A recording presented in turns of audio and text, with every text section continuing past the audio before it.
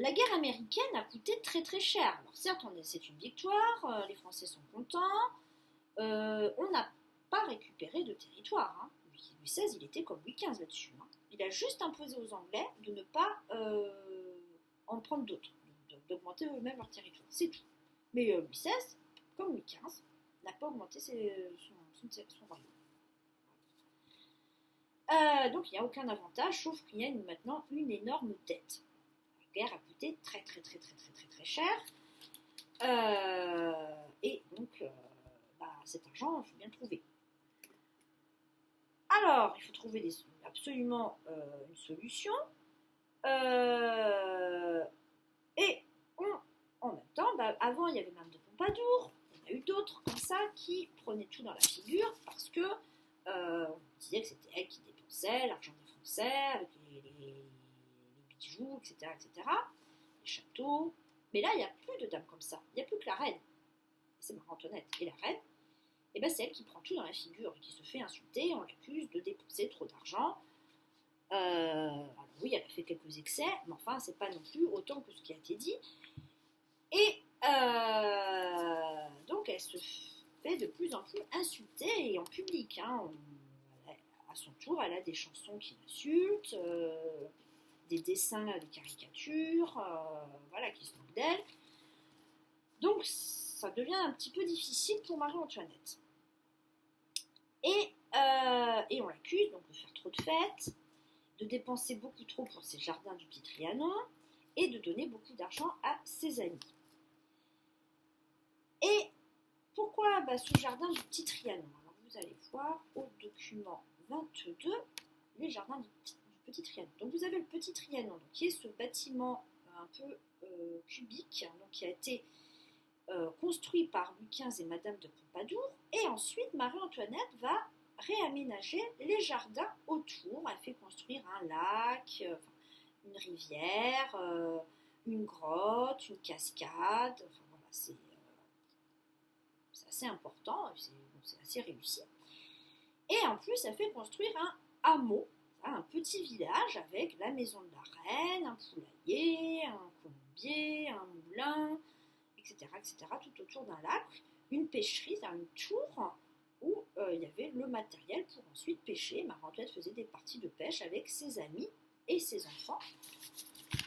Et tout ça, évidemment, ça coûte de l'argent. Et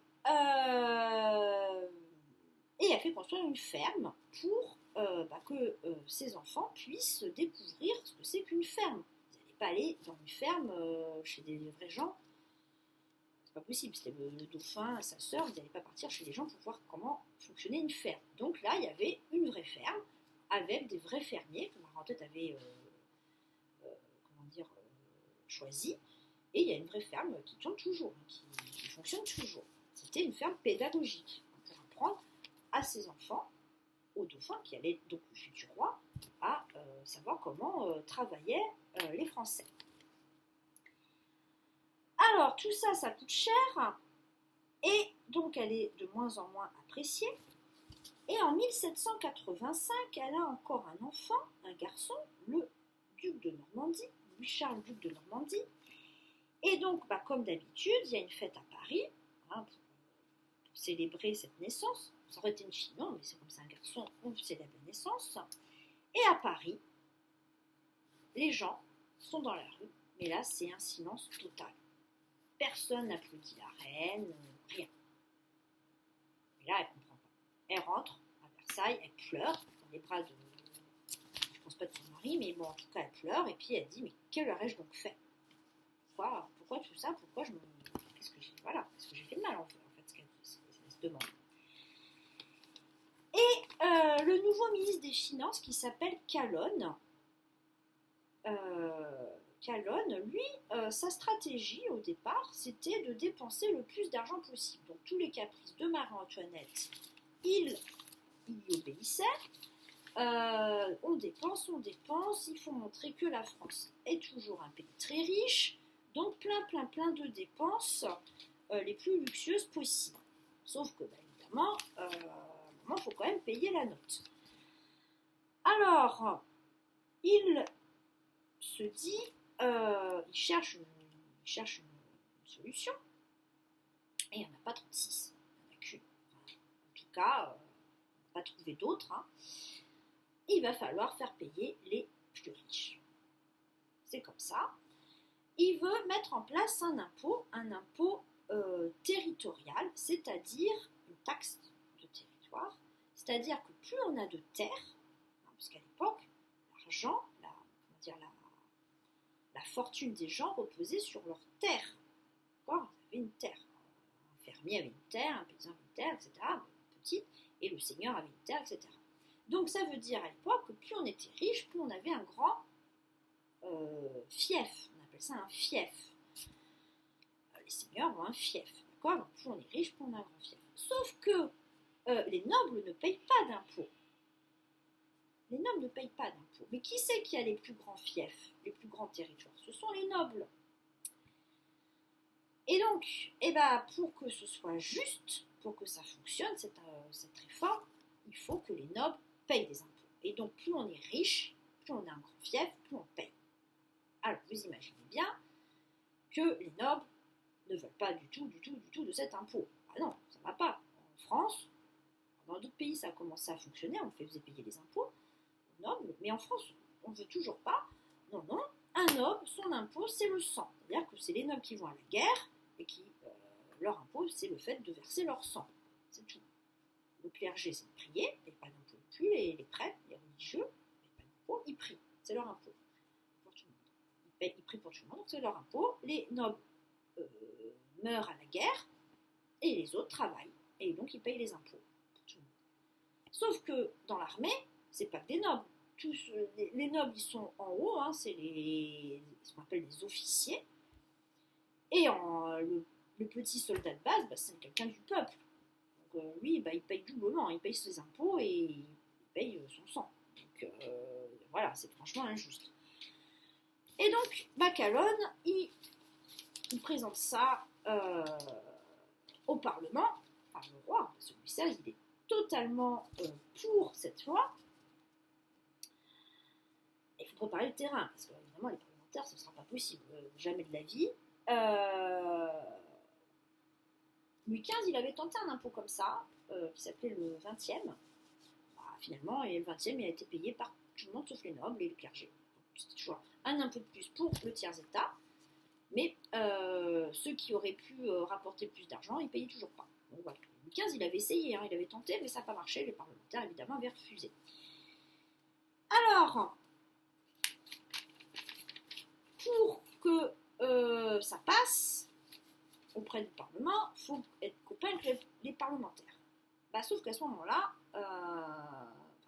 déjà que c'est difficile d'être copain avec les parlementaires, mais là, ça n'allait pas du tout fonctionner, vraiment pas, puisqu'au même moment, la reine est accusée d'avoir acheté le collier le plus cher du monde. C'est un collier que de diamants. On l'accuse de l'avoir volé. Et alors que les vrais voleurs, c'est eux qui ont accusé la reine. Là, on ne peut pas se faire attraper, ils ont dit que c'était la reine. D'accord ? Et donc, Marie-Antoinette se retrouve accusée d'avoir volé un collier qui vaut des millions et des millions de livres. À l'époque, on payait en livres. Et les vrais voleurs, il y en a un qui est parti en Angleterre, il a dépecé le collier, hein, tous les diamants ont été vendus. Voilà. Et les autres voleurs, eux, on voit quand même, à un moment, Marie-Antoinette, au début, elle ne s'inquiétait pas du tout de cette histoire. Qu'est-ce que c'est que ce truc Qu'est-ce que c'est que ça N'importe quoi. Et puis, moi, elle se rend compte, des amis à elle font une petite enquête, et là, Votre Majesté, c'est très grave, vous êtes accusé d'avoir volé ce collier. Quoi ? Donc, après, elle a prévenu son mari. Là, Louis XVI, il est quand même très choqué. On n'a pas le droit d'accuser la reine. Elle est pour rien, vraiment pour rien. Hein. Ça, il n'y a pas de doute là-dessus. Et donc, on fait le procès des voleurs qui ont été attrapés. Et le procès, il se déroule au Parlement à Paris. Et les parlementaires prennent le parti des voleurs. Donc voilà. évidemment, les relations étaient très très très tendues entre le roi et les parlementaires. Et il fallait absolument faire passer cette loi qui permettait la réforme du royaume. On appelle ça la Révolution royale. Donc, Marie-Antoinette est plus que détestée, hein, elle est accusée de tout.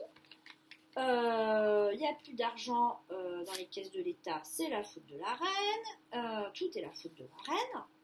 Et donc elle est surnommée l'Autrichienne, c'était déjà le cas par sa tante, hein, Madame Adélaïde, mais évidemment ça ne fait que s'amplifier dans toute la France.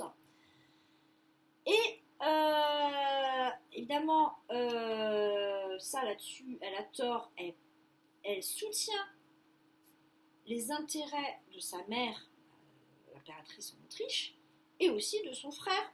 Après, c'est son frère Joseph II, elle soutient leurs intérêts. Bah oui, elle a été envoyée pour l'alliance, donc elle soutient les intérêts de cette alliance.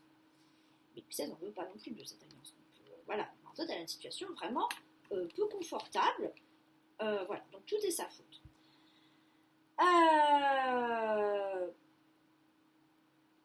Pour ne rien arranger, en 1786, ils ont un quatrième enfant, une fille, Madame Sophie, et qui meurt à moins d'1 an. En 1787, elle meurt. Donc, le roi et la reine ne sont pas très très contents, hein, parce que je vous rappelle, c'est les premiers rois et reines qui s'occupent vraiment de leurs enfants. Et Marie-Antoinette, donc pour rétablir sa popularité, décide de se faire peindre avec ses enfants. Ah, voilà, vraiment, elle ne sait plus quoi faire pour que les gens l'apprécient. Alors, autant jeune, elle faisait la fête, elle s'amusait, mais là, elle n'est plus du tout dans cet état d'esprit.